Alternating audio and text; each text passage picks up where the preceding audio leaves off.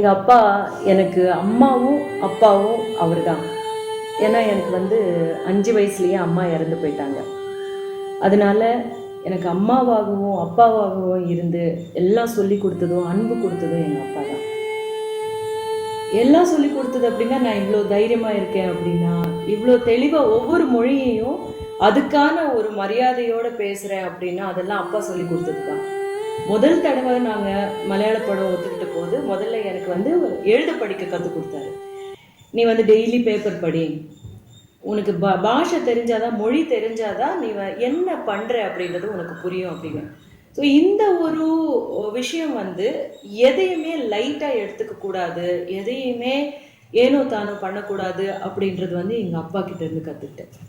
ஆக்சுவலாக நம்ம அப்பாக்களை கொண்டாடுறதே கிடையாது, அம்மாவை தான் ரொம்ப கொண்டாடும். அம்மா அம்மான்னு அம்மா எல்லாம் கொண்டாடப்பட வேண்டியவங்க தான். ஆனாலும் அப்பாக்கள் ரொம்ப ஒரு சைலண்ட் பில்லர் மாதிரி இருப்பாங்கல்ல நம்ம வாழ்க்கையில். அதிகமாக எதையுமே வெளியே காட்டிக்காம அப்படி பேசாமல் இருக்கிறதுனால நம்ம அப்பாவை பெருசாக கொண்டாட மாட்டோம். ஆனால் கொஞ்சம் யோசிச்சு பார்த்தோம் அப்படின்னா ஒரு ரொம்ப இக்கட்டான நிலைமையில நம்ம எடுக்கிற டெசிஷன்ஸ் எல்லாமே நம்ம அப்பா நமக்கு சொல்லி கொடுத்த விஷயங்கள மேலே தான் இருக்கும். அதனுடைய அடிப்படையில் தான் நம்ம ஒரு டெசிஷன் எடுப்போம். அப்போ அப்பா நமக்கு எப்படிப்பட்ட ஒரு வழிகாட்டியாக இருக்கார் அப்படின்றது அப்போ தான் நமக்கு புரியும்.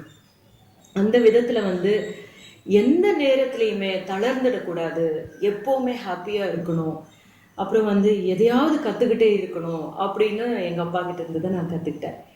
எங்கள் அப்பாவை இப்போ யோசித்து பார்த்தேன் அப்படின்னா அவருடைய சிரித்த முகம் தான் எனக்கு ஞாபகம் வரும். எப்போவுமே கோபமாக இருக்கிற முகமோ இல்லை கவலையோடு இருக்கிற முகமோ ஞாபகமே வராது.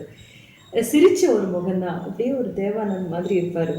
கொஞ்சம் அப்படியே ரொம்ப ஸ்டைலாக தலையை இப்படி சாய்ச்சிக்கிட்டு நடந்து வருவார். அவர் பேசுகிறதுலாம் ரொம்ப ஸ்டைலாக இருக்கும். ரொம்ப ஃபென்டாஸ்டிக் பர்சன். என்னுடைய ஃபர்ஸ்ட் ஹீரோ எங்கள் அப்பா. அவருக்கு ரொம்ப நல்லா சமைக்க தெரியும், எனக்கு தெரியாது. ஆனால் ரிஷிக்கு நல்லா சமைக்க தெரியும். எங்கள் அப்பாவை எப்போ சமைப்பார் அப்படின்னு நாங்கள் எதிர்பார்த்துக்கிட்டே இருப்போம். அந்த மாதிரி இப்போ திடீர்னு அப்பாவை பற்றி கேட்கும்போது சொல்கிறதுக்கு எவ்வளோ விஷயம் இருக்குல்ல அப்பாவை பற்றி அப்படின்னு யோசிக்க தோணுது. ஆனால் நான் எப்போவுமே அப்பாவை தான் கொண்டாடி இருக்கேன். ஏன்னா எனக்கு யோசிச்சு பார்த்தா அப்பா தான் எல்லாமே. அண்ணா இருந்தாங்க, அப்புறமா அவங்க திரும்பி கல்யாணம் பண்ணிக்கிட்டாங்க, அந்த அம்மா இருந்தாலும் இன்னைக்கு கூட எதுனாலும் எங்கள் அப்பாவை நினச்சிக்குவேன். இப்போ எங்கள் அப்பாவை பார்க்கும்போது ஒரு குழந்தை மாதிரி இருப்பார். ஐயோ கஷ்டமாக இருக்கும் சில நேரத்தில். ஆனால் இருந்தாலும் கூட இன்னும் அந்த ஒரு கம்பீரம் இருக்கும். அவர் பார்க்குற பார்வையில் இருக்கட்டும், அவர் நடக்கிற நடையில், அவர் உட்கார்றதுல பயங்கர ஒரு தன்னம்பிக்கை இருக்கும். நான் யோசிப்பேன், இந்த ஏஜில் இப்படிப்பட்ட ஒரு தன்னம்பிக்கையோட ஒரு முழுமையோட இருக்கணும் அப்படின்னா அப்பா மாதிரி தான் நம்ம யோசிக்கணும், அப்பா மாதிரி தான் எல்லா விஷயங்களையும் எடுத்துக்கணும் அப்படின்னு. அதை விட ஒரு அப்பாவுடைய ஒரு பங்களிப்பு நம்ம வாழ்க்கையில் என்ன இருக்குது யோசிச்சு பார்த்தோம் அப்படின்னா, நான் ரிஷிக்கு அவங்க அப்பா அவனுக்கு 9 வயசில் இல்லாமல் போன போது நான் அந்த 2 ரோலும் எடுக்க வேண்டியதாக போச்சு.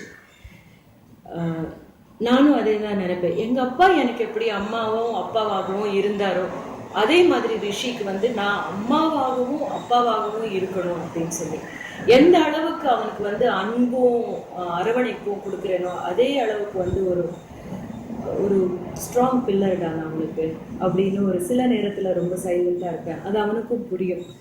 ஸோ இந்த விதத்தில் அப்பா கிட்ட இருந்து ஒரு தொடர்ச்சியாக நிறைய விஷயங்களை அடுத்த ஜென்ரேஷனுக்கு கொண்டு போகிறோம் அப்படின்னு நினைக்கிறேன். நம்ம அப்பாவை கொண்டாடுவோம். நம்மளுடைய வாழ்க்கையில் இருக்கிற நம்மளுடைய பிரத்யட்ச தெய்வம் அப்படின்னு சொன்னால் அப்பாவும் அம்மாவும் மட்டும்தான். அவங்கள கொண்டாடுவோம். இந்த அப்பா அப்படின்ற படம் எடுத்துகிட்டு இருக்கிற சமுத்திரக்கனி அவர்களுடைய இந்த அப்பா படத்தையும் நம்ம பார்த்துட்டு எவ்வளோ ஒரு பியூட்டிஃபுல் தாட் இல்லை அப்பாவை பற்றி. நானும் அதனால தான் அப்பாவின் மீசை அப்படின்னு ஒரு படம் எடுத்திருக்கேன். ஏன்னா எனக்கு தெரிஞ்சது அப்பா தான் ஏன்னோ.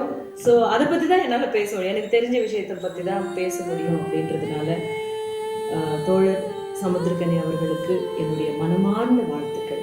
உங்களுடைய அப்பாவை படம் நல்ல வெற்றி அடையணும். சொல்ல வர்ற செய்தி எல்லாருக்கும் போய் சேரணும்.